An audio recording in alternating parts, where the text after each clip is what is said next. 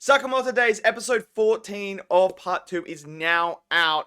Let's freaking talk about it. So episode 14 is now out, available for you guys to go and check out. Obviously Japan are an episode ahead, so you can find it online. You can find it through Netflix using a VPN. It is out there for you guys to go and watch. Now, I have seen it, and what a freaking episode this was. I loved this episode. These first 3 episodes of part 2 of season 1 here have been the best episodes so far. They've just been absolutely jam-packed with action, fun, narrative, character, just brilliant. And they are showcasing you some characters and the levels that they are above everyone else. So, obviously it starts off with the whole acupuncture stuff that is happening, and the stuff with Shin is hilarious. I absolutely found it to be funny as, like, it was great. But we also get introduced to a new character, which is this granny character, who is the person that is known to heal people. She is known as the hand of God within the underworld. She can heal basically any wound from a major battle that you have sustained, and she knows and can tell how you are feeling based on pressure points as well. Because she does it with Sakamoto, where she's like, I can tell you're angry from this pressure point. And obviously the comedic thing is like, no, it doesn't hurt. I'm not angry. And then it obviously goes to Sakamoto, whose face is like sweating at it. He's like, it hurts so much. It's hilarious. But what they do with this character, and they tied into Sakamoto in the second half of this episode, was actually very clever and fantastic. So she hits him with this elbow before he goes off and, does what he needs to do. And I was like, that's interesting. Like, that's going to come back and play a part. And it does later on. And it's brilliant.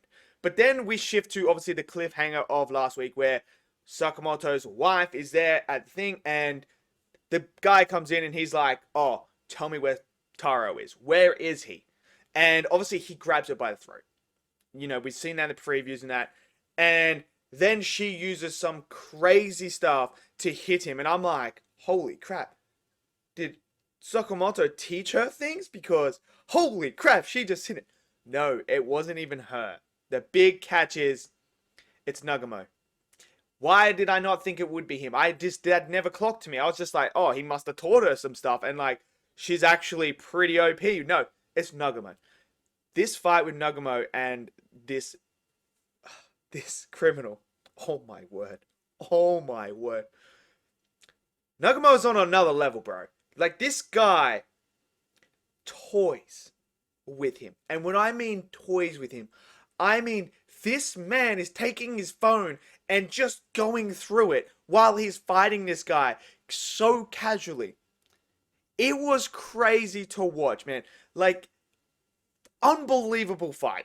And then at the end there, where he pulls out the weapon out of his case, and he's like, I get bored killing people the same way all the time. So this device allows me to change it up, and I want you to pick a number between 1 and 6. So obviously the guy's like, I'm not doing it. Don't toy with me. I don't do this. And he's like, all right. Pulls out a dice. Let fate decide. And then he's like, oh, where did it go? It's not here. Like, that moment, that scene where his hands come out and he's like, where did it go? It disappeared. But the guy's got the actual dice in his mouth and pulls out his tongue, and it's a 3, and he's like, okay, a third one.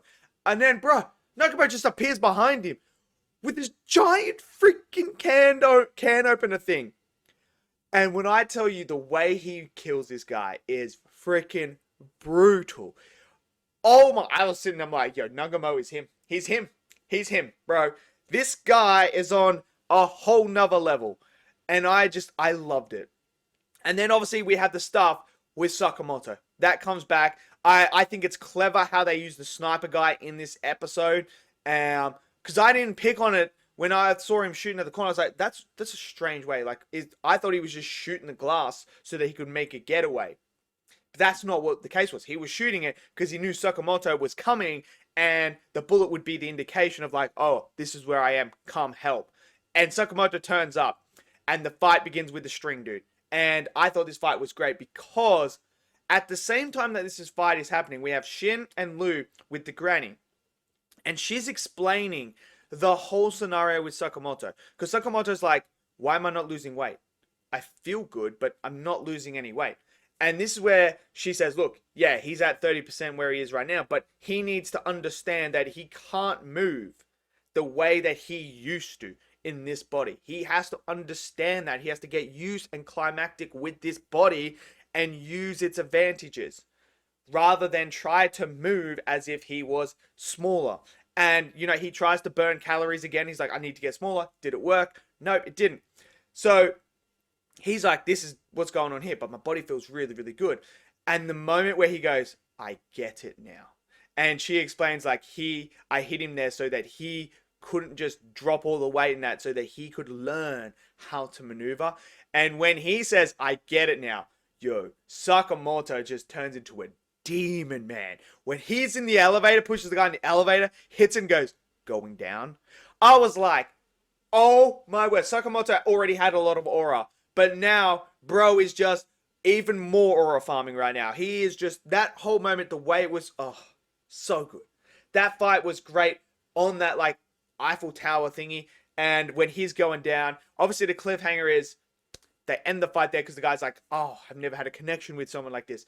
Like, let me tell you something. And Sakamoto's like, pulls off a bar and puts it there. He's like, I ain't got time for you yapping, boy. And it ends there. But then obviously we get a little bit at the end there where we finally see the girl who just whooped old mate's ass with the whooped the other girl with a freaking saw.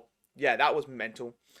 Is with the guy with the blonde hair, and obviously he's hungry, he wants ramen and that. So they are out there trying all the noodle things. There's like a comedy element of her throwing the ginger in there. You know, it's basically him not being able to enjoy his food, and then he gets to the final one where it's like, yes, as long as I can eat this and have this, I will be satisfied. This is the one that I truly, truly like and really, really want. He's like, no one is going to do it. And then the target sits down.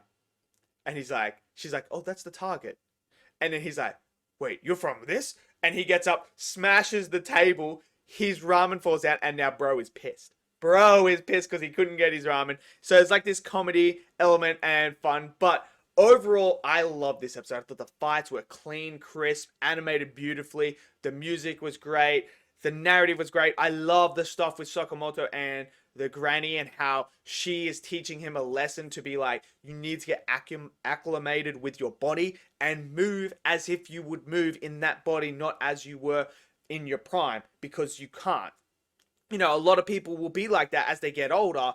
You know, we're so used to being, when you're in your 20s, you know, late 20s, early 30s, to being able to move like with ease. And then obviously once you get older and that, your body doesn't quite have that movement anymore. So you've got to adapt in a way. And that's what I like about it. It's Sakamoto adapting to this new body. And bro, the Nagamo fight, oh, Nagamo is him, bro.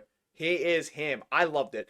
But I want to hear what you guys thought. Did you guys enjoy this episode? Did you not? Smash it down in the comment section below. Smash that like button. Click subscribe. And I'll see you guys next video. Until then, stay safe and peace out.